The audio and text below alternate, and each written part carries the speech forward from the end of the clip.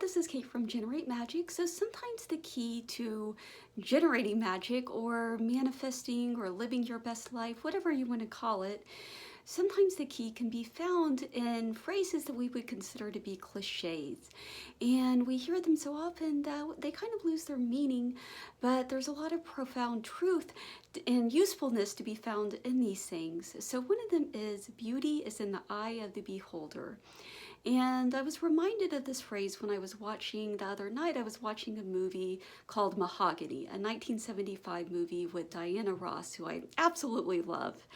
And it's an incredible movie, just very vibrant and melodramatic and over the top. And some people criticized it because they said, because it kind of leaves everything ambiguous and sort of open-ended. It doesn't really it doesn't package everything up like with a neat little message, which I personally appreciate because it really kind of it gives you more room to draw your own conclusions. So I personally like when movies are a little bit messier and a little bit more ambiguous, and yeah, and don't just wrap everything up in a neat bow. But anyway, so in the plot, so Diana's character is a woman named Tracy, who's an aspiring fashion designer living in what could be considered to be like a very poor area of Chicago. And she wants very much to get out of Chicago, and to escape her surroundings, or to escape her upbringing. And she really wants this life. She really just kind of wants what she thinks is a better life for herself. She's very ambitious. And so then eventually, through a series of events, she ends up as a fashion designer in Rome, and a fashion designer and also a model as well. And it's kind of the modeling that is the entryway, because she has difficulty making it as a designer, but the modeling is kind of her gateway into the design world. And she ends up getting funded by this very rich, very kind of high profile Italian designer. And he tells her at one point, he says something to the effect of, he tells her that she is rich and beautiful. And she says, well, I'm definitely not rich, or something to that effect. And then she says, and beauty is in the eye of the beholder. And that really stuck with me. And then he adds to it and he says, well, rich is also in the eye of the beholder. And it's very true, right? And especially for his character, because he lives in a mansion. He's very, very successful, at least when we think about external success, but he's also very lonely. And he tells her character at one point, he says, it grows cold on you after a while. And so there's this whole theme in the movie of seeking this external success. And a lot of it is just what we've been programmed to believe we should want out of life. And so it's all the glamour and the appearances and the trappings of success. And it's not condemning any of this. At least I didn't feel that way. And so that's something that I appreciate about the movie. And because it presents us with these two worlds. So there is this glamorous fashion world in Rome, which she is swept into, and then there's also the world where she grows up in Chicago, and her boyfriend, I believe Billy D. Williams is his name, super good looking and super charming, and the actor, and so he basically, and so he's a political activist, and so he's kind of encouraging her not to go into fashion, to basically kind of stay with him in Chicago and join him on his political campaign in fighting for the people, basically. And on the surface, it seems like that a lot of people would say, well, that is kind of his pursuit is the more noble pursuit. But again, the movie does not present us with easy answers.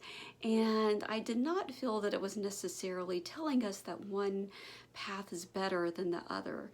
But it's really more about who you are as you're undertaking this path, and who you're being as you're doing all of these things. And all of the characters at some point lose themselves, including the political activists. They get caught up in ego and seeking validation and feeling the need to put others down in order to prop themselves up.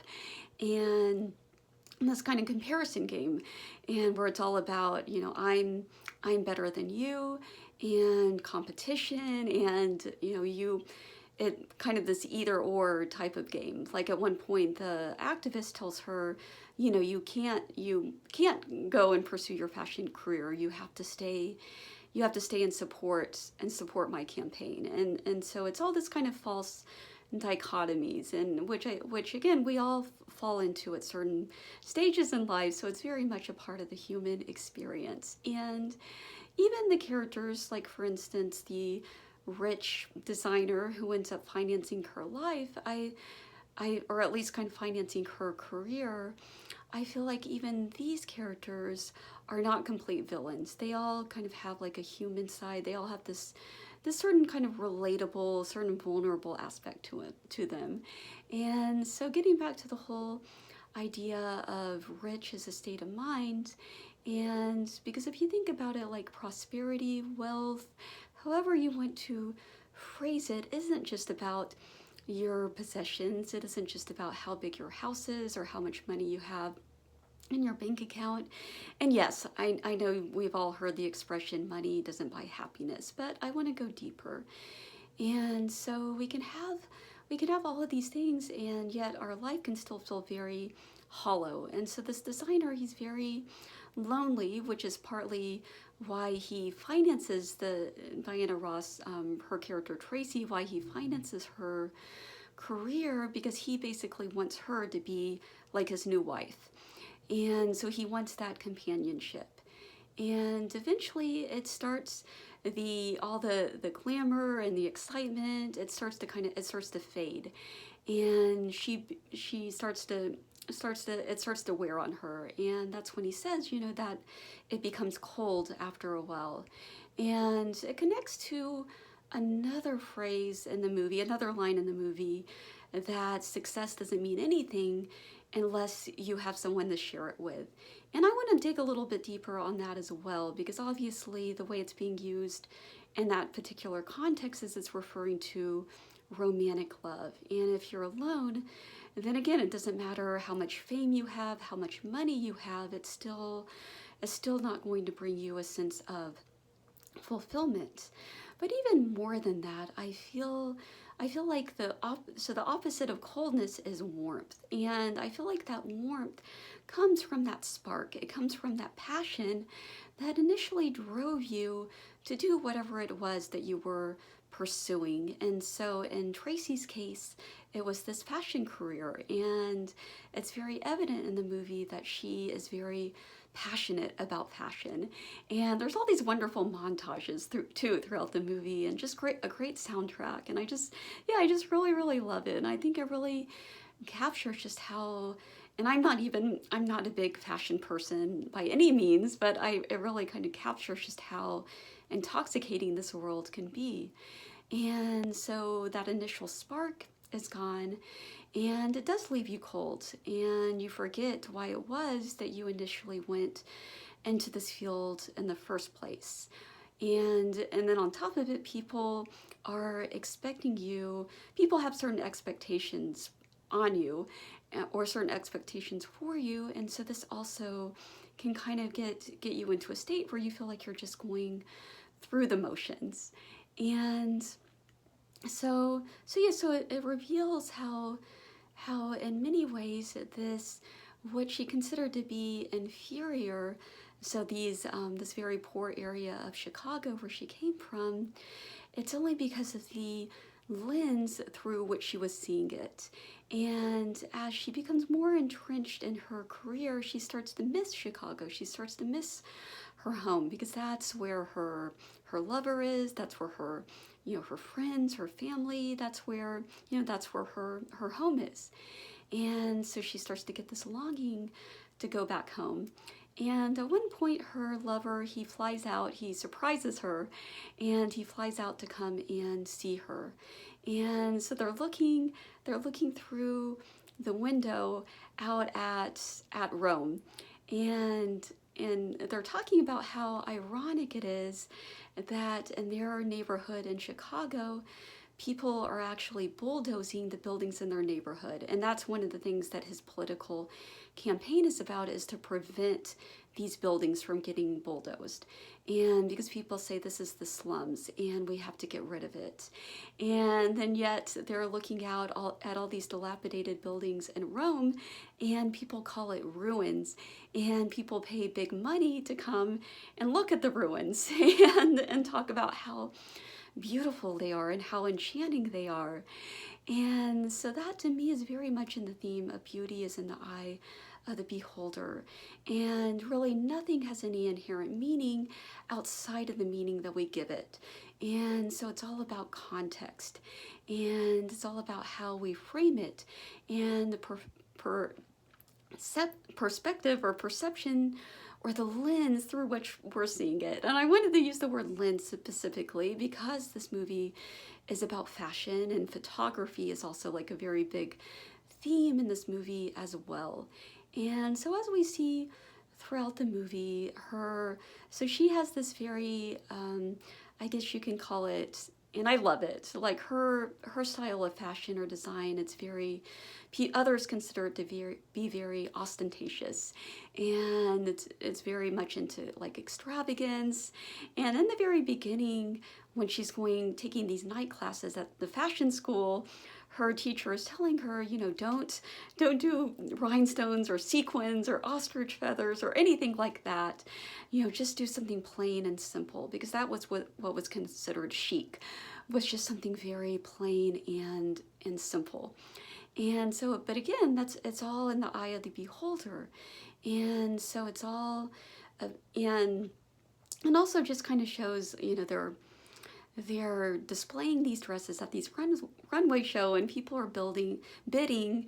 And this is an Italian currency, so I'm not sure how it relates into USD, into United States dollars, but it's like millions of dollars. And to the average person, that would just seem absurd. Like, why would anybody pay that much money for a dress? But again, it's all in the eye of the beholder.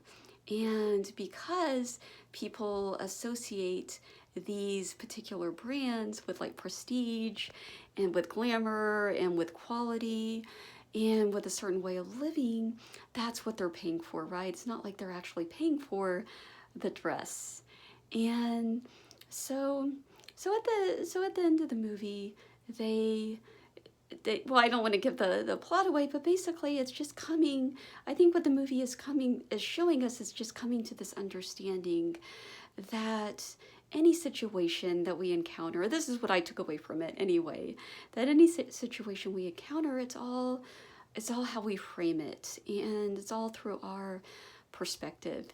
And I can relate to it also because the town that I grew up in, and it's always kind of the grass is greener on the other side, right? And so when I was growing up in this town, I wanted nothing more but then to get away from this town and to get away from it forever and to never come back again. But now when I return, I start to see the beauty where before I was unable to see it. And because I'm seeing it through new eyes now. And so in summary, that's what I want to leave you with, is to remember that beauty is in the eye of the beholder, and that any situation can be transmuted into a wonderful and beautiful and awe-inspiring experience. And it's not about what it is that you're looking at, it's about the beholder, it's about you. And it's about you as a master magician and as a transmuter, being able to alchemize anything that you see in the gold, and being able to see love where you could not see love before. And so with that, thank you so much for watching, and have a wonderful day.